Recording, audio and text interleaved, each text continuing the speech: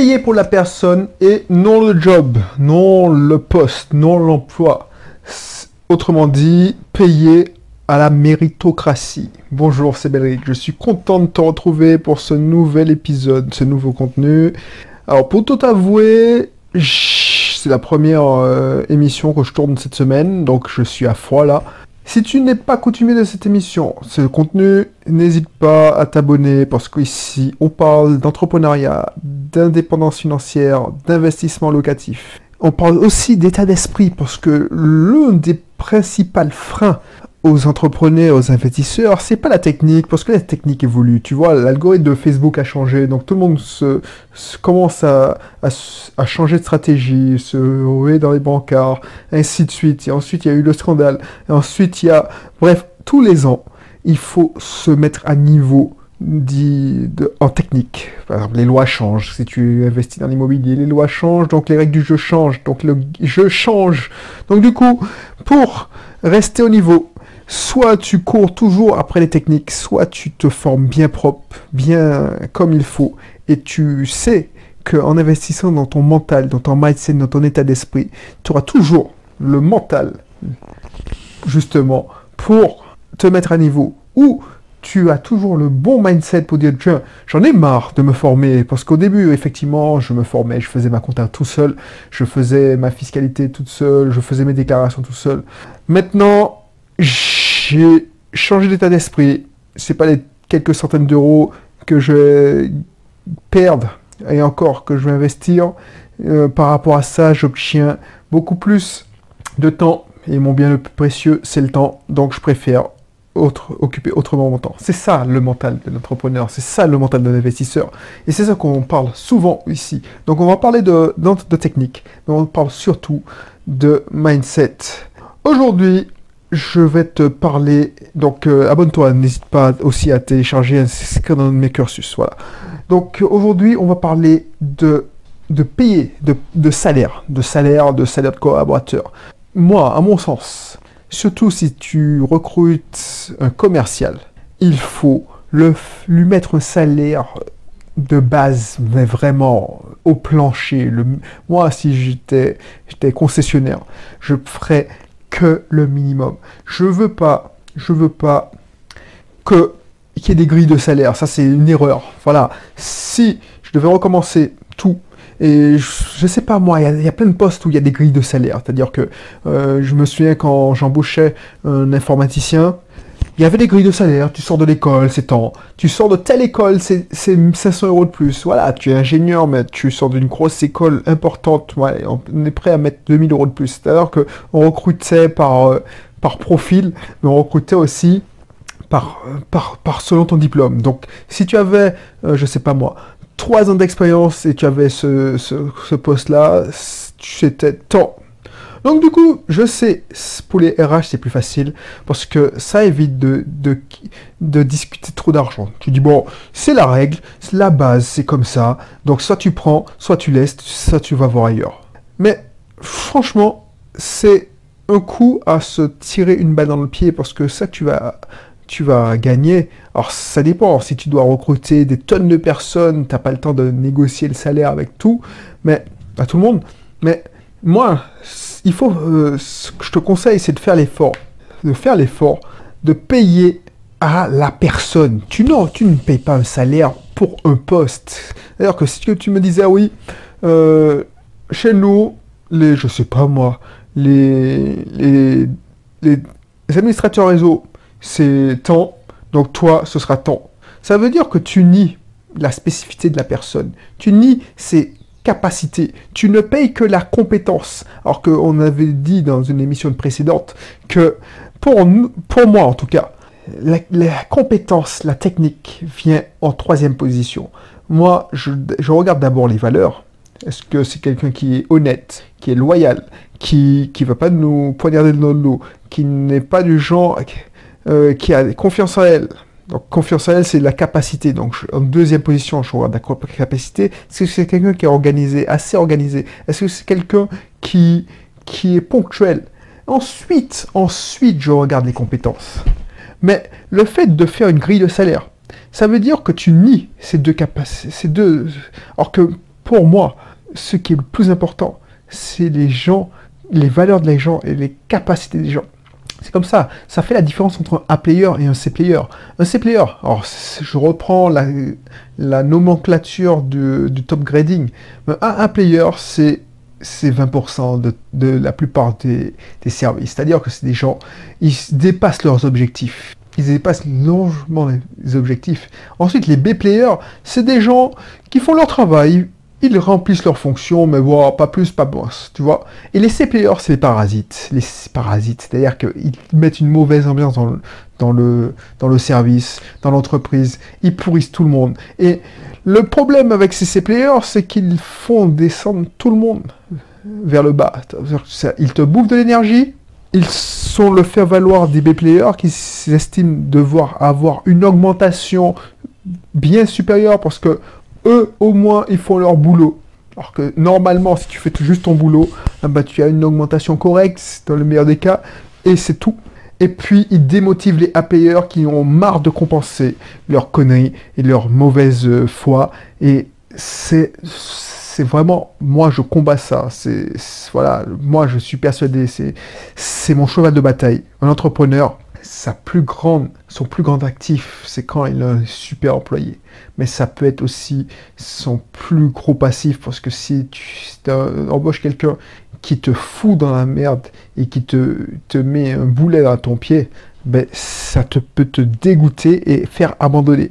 Donc, moi, si tu me demandes mon avis, et si tu écoutes, je sais pas si tu es d'accord avec moi, tu me dis, donc, oh, si c'était légal en France, moi, je t'aurais donné... Et encore, est-ce que si c'est légal, qu'est-ce qui m'empêche de recruter je sais pas moi, tu vas me dire, oui, c'est les commerciaux, c'est comme ça, c'est un fixe, et puis des primes, des bonus. Mais qu'est-ce qui m'empêche de propager, de généraliser ça à tous les postes de l'entreprise? C'est-à-dire une secrétaire, voilà, une secrétaire, voilà, c'est un exemple concret. Des aides comptables, voilà, j'ai un exemple en tête. J'avais un ami, enfin j'ai toujours un ami, il est toujours un ami, c'était un ancien collègue. Lui, il était responsable de la trésorerie et de la comptabilité. Donc, quand je l'ai connu, il a été directement en charge des aides comptables pour la saisie des factures. Alors, bon, entre-temps, il a pris du galon, on va dire, il est monté dans la hiérarchie, et il a supervisé que des managers. Donc ces managers-là, lui, rien ne l'empêche. Tiens, on va pas te payer un fixe bête et méchant. Alors tu vas me dire, oui, mais les aides comptables, c'est déjà le SMIC. Donc, oh, ok, on va te faire un SMIC, mais il y aura une prime. Il y aura une prime si tu saisis, tu réussis tes objectifs, tout simplement. Rien n'empêche de faire ça. Pourquoi on ferait pas ça? Parce que faire une grille de salaire, c'est pas encourager la méritocratie. La méritocratie, c'est un mouvement, c'est un principe que j'ai vu justement dans le livre Principle de Ray Diallo. Et lui, c'est ce qui a fait sa fortune. Alors, si tu connais pas Ray Diallo, c'est le gérant, c'est le président d'un des plus grands fonds d'investissement. Donc, c'est un génie. C'est-à-dire qu'il a l'esprit très analytique. Et c'est pour ça qu'il a réussi à prédire les différentes crises. Il s'est cassé la gueule une fois, dans les années 70, et ça lui a servi tellement de leçons qu'il a réussi à prédire toutes les crises suivantes. Pourquoi? Parce et c'est pour ça que je te conseille son livre, Principle. C'est une sorte de bible, ça m'a pris 1 mois et demi pour le lire, parce que franchement, c'est costaud. Et un de ses principes, c'est déjà enregistrer toutes les réunions. Et toutes les réunions étaient enregistrées. Et ça permettait aux gens de ne pas déblatérer sur les autres collègues. Parce que son principe de vie, c'est que moi, si je te dis un truc, si tu dis quelque chose à quelqu'un sur une autre personne, tu dois pouvoir lui dire ça, la même chose, cette personne dont tu déblatères, enfin, tu parles de lui. Oh, tu dois pouvoir lui dire en face cette même chose. Sinon, c'est pas la peine de le dire. Et il y a un autre principe, c'est qu'il embauchait les gens il rémunérait les gens à la méritocratie. Et moi, je trouvais ce principe tellement beau. C'est-à-dire que tu penses bien, pas que un concessionnaire, si tu payais, je sais pas moi, il y a des concessions, comme, je sais pas moi, Renault, tu as un fixe, très bien, et puis tu as quelques primes. Il y a d'autres concessions, comme Audi, les Allemands, tu as le minimum vie requis, et puis tout ton salaire, allez, 70% de ton salaire, c'est tes primes. Donc si tu es bon, si tu es performant, ben, tu te fais... Alors j'ai pas envie d'être vulgaire, mais tu te goinfres. Et ça, c'est bon, parce que les mecs, ils ont faim. Mais on peut généraliser ça à tout le monde. Alors tu vas me dire, oui, non, mais une secrétaire... comment tu peux lui faire payer à la prime? Ben déjà, tu peux la récompenser avec les résultats de l'entreprise, puisqu'il faut lui faire comprendre que c'est son travail aussi qui fait avancer l'entreprise. Quand elle répond au téléphone, c'est la façon de répondre au téléphone. Donc si elle l'obtient des félicitations, ou dans le service qualité, service client, ou des enquêtes de satisfaction, l'accueil téléphonique est régulièrement souligné, ben elle a une prime. Je sais pas moi, les messages sont transmis en temps et en heure. Elle a une prime. Alors, j'ai pas envie de... Alors, c'est ça. Le travers, c'est que tout doit être rémunéré, alors qu'on sait très bien que l'argent ne fait pas tout, parce que les gens, ils s'habituent aux primes. Et il faut faire attention à ça. D'ailleurs que certaines primes deviennent comme des dus. Et ça, je veux pas. Une prime doit être exceptionnelle. Mais ce principe de méritocratie, je pense que tu devrais, si tu as des employés, si tu as des collaborateurs, devrais le mettre en place. Moi, je vais essayer de creuser pour comprendre comment on peut faire ça, même dans des postes non commerciaux. Parce que c'est trop facile de dire que la vente, parce que la vente c'est trop décrié ici. Dans le monde de l'entrepreneuriat, la plupart des gens, ils sont bloqués parce qu'ils ont un problème mental, d'état d'esprit. Pour eux, vendre c'est sale, vendre c'est mal, vendre c'est la vente, le marchand de tapis, vendre c'est arnaquer, vendre c'est manipuler. Encore aujourd'hui, voilà, tu dis, ouais, je veux pas manipuler. Et vente, les meilleurs vendeurs, à mon avis, les meilleurs vendeurs, c'est pas ceux qui sont taquets, c'est pas les gars qui te disent, oui, achète. Non, les meilleurs vendeurs, c'est ceux qui t'écoutent, qui répondent à ton besoin. C'est quelqu'un, alors je sais pas si tu t'es déjà arrivé, mais quand tu vas dans une concession, si le mec est au taquet, oui, je peux vous aider, blablabla. Non. Si la personne où tu vas vers, c'est, alors, je sais pas, même si tu vas chez But, enfin, dans tous les magasins d'ameublement, tout ça, c'est, la personne dit, qu'est-ce que je peux faire? Vous recherchez quoi exactement? Est-ce que je peux vous aider? Vous conseiller? Donc, toi, tu dis, bon, ben, je cherche ça. Et la personne t'écoute. Et elle veut pas absolument te vendre. Parce que le meilleur vendeur, c'est celui qui n'a même pas la pression pour vendre. C'est-à-dire qu'il est là pour discuter avec toi, qu'il est là pour te conseiller, et puis vraiment, s'il trouve un produit qui est correct, il peut te le proposer. Et c'est ça la différence. Et je lisais un livre qui disait, ouais, la différence entre les commerciaux et les consultants, ils font le même boulot. Pourtant, le consultant, il a une meilleure aura, il a une meilleure réputation qu'un commercial. Parce qu'un commercial, il t'appelle. Un consultant, on l'appelle. Alors, il y a plein de différences aussi. Un consultant, c'est le bouche-oreille. Un commercial, c'est de la prospection. Quand j'allais dans oh, tu sais, il y a comment on appelle ça? Les journées de l'entrepreneuriat, ou je sais pas quoi, là, les trucs qu'on te fait, les grandes messes gratuites, où, en fait, à Lyon, il y avait ça. Je me souviens que quand j'ai démissionné de mon poste, et j'avais quelques mois pour préparer mon retour en Martinique.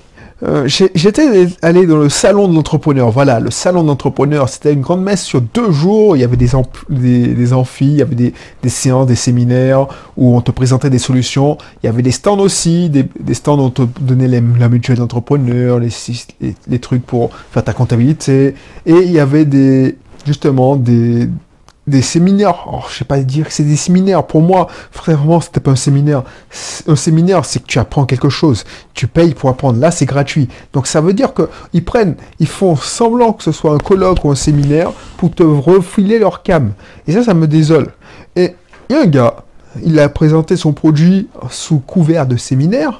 Et ce gars-là, c'était le commercial à l'ancienne, tu vois. Le mec, il conçoit pas, il disait, ouais, ce qu'on appelle les cold call, Les cold calls en Amérique, c'est les appels froids. D'ailleurs, c'est de la prospection téléphonique. Prospection téléphonique ou la prospection, alors le nouveau, parce que tu sais que c'est légal quand tu fais du business, tu sais, je sais pas si tu sais comment ça marche, mais le cold call, tu achètes une liste d'adresses ou une liste de coordonnées téléphoniques et tu prends ton téléphone, tu appelles, tu prospectes, tu déranges les gens, tu fais chier aux gens. Et ça m'énerve. Ça m'énerve parce que, waouh, je suis tranquillement chez moi, mon téléphone sonne, je suis en train de bouffer et tu sais très bien que quand je bouffe, c'est sacré.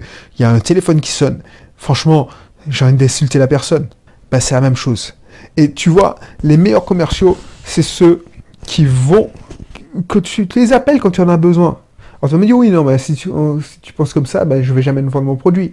Mais les meilleurs commerciaux, les règles ont changé, les méthodes ont changé, les technologies, voilà, les technologies, c'est pour ça que je te dis, la technique, ça vient en position. Par exemple, là, tu penses que Facebook, c'est différent, comment dire, Facebook c'est différent, c'est révolution, Snapchat, blablabla. Il y a toujours un gars qui va inventer un système pour vendre sur un nouveau support. Mais tu vois bien, ça n'a pas changé de plein des temps. Avant, on envoyait des lettres, ce qu'on appelait les lettres de vente. Les Dan Kennedy, tout ça, ils ont commencé dans les années 80, les années 60, les années 50, c'est des lettres de vente. Ben, c'est exactement les mêmes principes qu'on applique en marketing. Maintenant, c'est des vidéos. Mais le lancement orchestré, c'est une évolution de la lettre de vente. Donc, franchement, il y a deux types de trucs. Tu reçois des spams dans ta boîte aux lettres, des emails non sollicités des sociétés qui ont obtenu tes coordonnées, je sais pas comment. Et il y a une autre technique, c'est que tu as trouvé quelqu'un de sympa, ou tu as trouvé un sujet qui t'intéresse, eh ben, tu t'inscris et tu t'abonnes. Quand ça t'intéresse plus, comme moi, si moi, mes délires te disent plus rien, tu dis, ben, c'est vraiment un délire ce mec, eh ben, il n'y a pas de souci, tu te désabonnes, et puis voilà, ça se termine comme ça. Et un beau jour, tu dis, moi, finalement, j'aimerais tester un de ces produits, parce que franchement, ils viennent de sortir un truc, et ça a l'air d'être pas mal. Et tu testes, mais je suis pas là à te... Oh, je t'envoie des mails régulièrement parce que je veux garder le contact, mais pas te dire ouais, achète. Alors je sais pas si je le fais, je vais vérifier, mais il me semble que je le fais pas. Bref, tout ça pour te dire que on ne devrait pas laisser les primes, la méritocratie aux commerciaux seulement. Ça devrait être une politique générale en entreprise. On ne devrait pas laisser les bonus, les primes aux directeurs. Tout le monde devrait être impacté par les bons résultats de l'entreprise. Alors tu vas me dire qu'en France, il y a la participation. Mais la participation, c'est comme si c'est trop peu mis en avant. Les gens, ils trouvent que c'est normal. Ben non, c'est pas normal. C'est que ton travail a permis à l'entreprise d'avancer.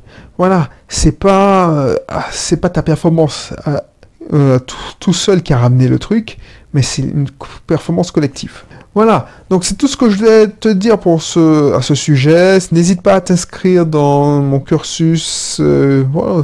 Ben vu que je parle d'entrepreneuriat, de ressources humaines, je te remettrai encore les deux formations. Manager sans jouer la comédie, parce que encore aujourd'hui, je me suis persuadé de ça. Tu peux pas manager en jouant un rôle. Tu peux pas manager en ayant une posture. Il faut manager comme tu es au naturel. Il faut que tu manages, tu manages comme tu es dans la vie de tous les jours. Il faut que quand quelqu'un te voit dans le privé et quand quelqu'un te voit au boulot, ils se disent, ouais, c'est exactement la même chose. Et c'est comme ça. Moi, je suis pas du genre, et c'était une croyance limitante. Je me disais, ouais, on peut mettre une ligne, le boulot c'est le boulot, le pro c'est le pro. Mais je pense pas, c'est pas possible. Parce que si t'as des problèmes perso, ça impacte ton pro, et si t'as des problèmes au travail, ça impacte ton perso. Donc tu peux pas dire, je mets une limite. Mais ça, c'est un autre sujet. Donc n'hésite pas, je te mettrai en lien de manager sans jeu la comédie, et ma méthode pour mieux recruter que des champions. Parce que ça, c'est hyper important. Parce que t'as pas besoin de manager si tu recrutes que des champions.